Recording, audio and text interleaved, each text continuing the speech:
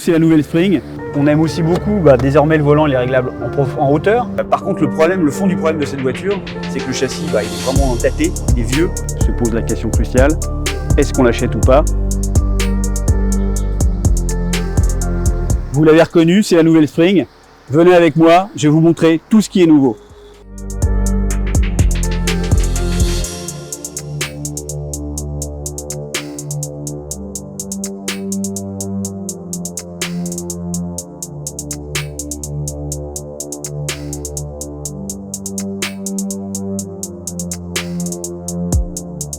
Bienvenue sur l'Automobile Magazine, nous sommes à Pauillac dans le Bordelais. Il fait très beau, des conditions idéales pour découvrir la nouvelle Spring. Alors la Spring on la connaît, c'est la petite voiture électrique de Dacia, lancée en 2021, qui a connu un grand succès. En 2023, elle a été 3e électrique la plus vendue en Europe. Et elle revient dans une version très évoluée. On dirait vraiment une nouvelle voiture, derrière son look de petit duster, quasiment tout a changé. On note que les coques de rétroviseur sont les mêmes, les poignées aussi. Le toit n'a pas changé, mais il a perdu ses barres de toit histoire de grappiller quelques kilomètres d'autonomie. Même derrière, beaucoup d'évolution. On note le nouveau haillon, la nouvelle lunette, ce bandeau noir qui relie des optiques qui arborent la nouvelle signature lumineuse, et puis aussi ce petit imprimé qui donne un petit côté urbain à cette petite voiture. Donc clairement, la nouvelle Spring, on croirait vraiment que c'est tout nouveau, et c'est la même chose à l'intérieur.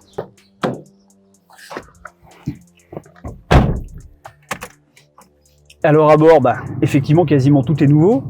La planche de bord évidemment, le volant aussi, l'écran 10 pouces, vraie nouveauté par rapport à l'ancienne Spring. Je précise que l'écran 10 pouces, il est pour la version extrême. La finition de base d'expression se contente d'un support pour poser son téléphone qui va faire office d'écran dans la voiture, ce qui est tout à fait intelligent puisque tout le monde utilise Waze ou Google Maps dans sa voiture.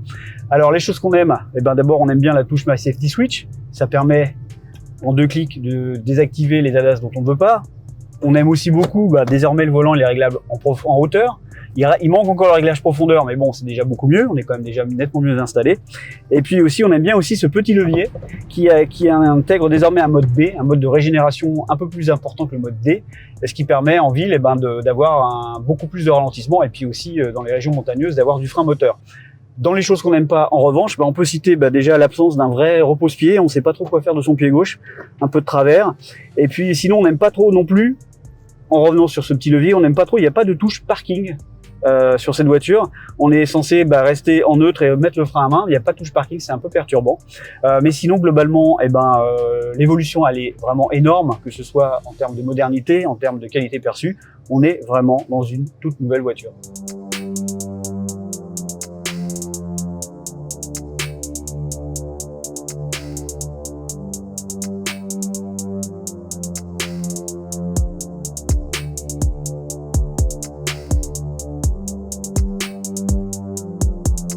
Alors à l'arrière, à l'inverse, il n'y a pas beaucoup de changements. La voiture n'a pas grandi, elle fait toujours 3,70 m, dont 2,42 m d'empattement, ce qui est vraiment pas beaucoup.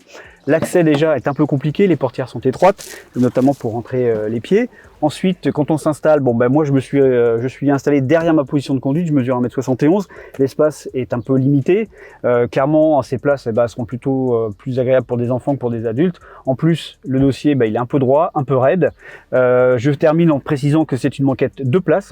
Ce n'est pas la Spring n'est pas une 5 places, mais une stricte 4 places.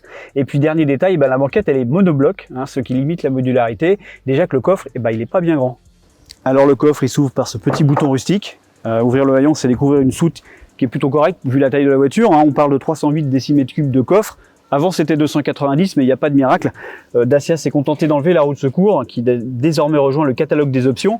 Et puis il reste la possibilité pour l'agrandir de rabattre la banquette d'un seul tenant, on a dit, pour voir la contenance grimper à 1040 décimètres cubes. Et pour être tout à fait complet sur les rangements, il faut signaler que dans l'habitacle il y a environ 33 décimètres cubes de rangement. Et puis il reste aussi la possibilité d'utiliser le frunk, le petit coffre qui est à l'avant.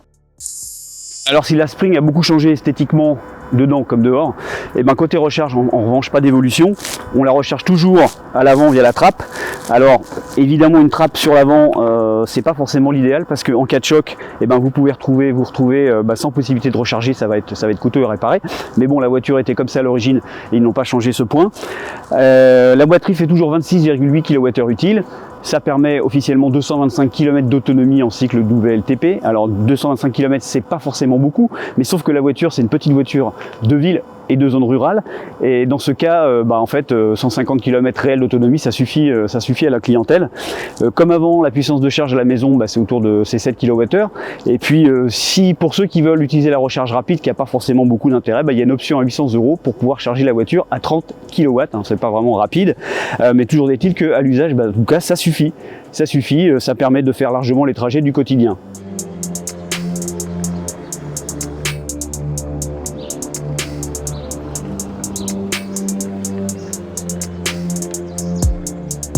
Alors on l'a vu, la Spring elle change beaucoup extérieurement, elle change beaucoup intérieurement. Par contre, techniquement, les évolutions sont quand même beaucoup plus limitées.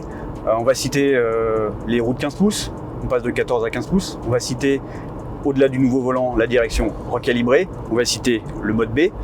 Mais globalement, les fondamentaux de la caisse n'ont pas changé. Et c'est un peu le problème. Alors, au rayon des avantages, la voiture fait 3,70 m de long, 1,58 m de large. C'est vraiment une voiture facile en ville. C'est vraiment un bonheur dans les rues étroites. C'est facile à garer. La voiture est pas du tout impressionnante. On la gare comme on veut, la direction très légère. Donc ça, c'est un vrai point fort. Le mode B, quand ça descend, ou quand on a envie de générer plus de récupération, le mode B, c'est vraiment une bonne idée. Par contre, le fond du problème de cette voiture, c'est que le châssis, il est vraiment daté, il est vieux. Et que les roues de 15 pouces ont l'avantage d'avoir beaucoup amélioré la motricité. Avec l'ancienne version, avec les 65 chevaux, si on démarrait un petit peu vivement un feu vert, on avait les roues qui crissaient, ce qui faisait un peu mauvais genre pour une voiture aussi peu puissante. Donc aujourd'hui, ça y est, niveau motricité, tout est rentré dans l'ordre. En revanche, la direction, on est toujours sur notre fin. Le point milieu est toujours un peu flou. Il y a un peu plus de rappel, mais la voiture, vraiment, on a du mal à rouler droit. Quand il y a du vent, c'est encore pire. Et quand la route est bosselée, la voiture a tendance à suivre le profil de la route. Donc il faut vraiment rester concentré pour rouler droit. C'est un vrai problème. La voiture n'est clairement pas faite pour faire des longues distances. En plus, outre le fait qu'elle ne soit pas exceptionnellement confortable en suspension, tout va bien, c'est correctement suspendu, mais la voiture est bruyante. Et au final, c'est pas une voiture avec laquelle on a envie de s'éterniser. C'est vraiment fait pour des petits trajets. Après, la voiture est très vendue en zone rurale pour des petits trajets. La voiture le fait, mais clairement, c'est vraiment pas le point fort de la voiture. Et puis, il faut surtout se garder en mémoire que sur le sec, la voiture présente une adhérence déjà médiocre avec ses pneus chinois. Sur le mouillé, il faudra vraiment être extrêmement vigilant parce que là, les distances d'arrêt vont être catastrophiques. Et puis, accessoirement, dans un rond-point, si vous avez l'idée de suivre une voiture devant vous qui roule normalement, il pourrait se passer des choses, à savoir que la voiture ne tourne pas. Donc vraiment, au volant de la Spring, il faut être très attentif. Garder à l'esprit que c'est une pure citadine et éviter les longs trajets. Alors, on arrive à la fin de cet essai. Se pose la question cruciale, est-ce qu'on l'achète ou pas? D'habitude, pour une Dacia, c'est oui, 10 fois oui. On connaît le rapport prix-prestation des Dacia, beaucoup de qualité pour un prix mesuré. Aujourd'hui, la réponse sera beaucoup plus tempérée, voire carrément négative. Parce que certes, cette voiture, c'est la voiture électrique la moins chère du marché, 18 900 € en finition Expression, 19 900 € en finition Extrême présentée ici. Sauf que la voiture aujourd'hui, comme elle est fabriquée en Chine, elle n'a pas droit au bonus pour les voitures électriques. Du coup, son tarif commence à être beaucoup moins intéressant, surtout qu'à la fin de l'année arrive une rivale qui s'appelle Citroën IC3. Elle s'affichera à 23 300, mais retirer 4 000 € de bonus et on arrive à 19 900, on arrive dans les tarifs de cette voiture.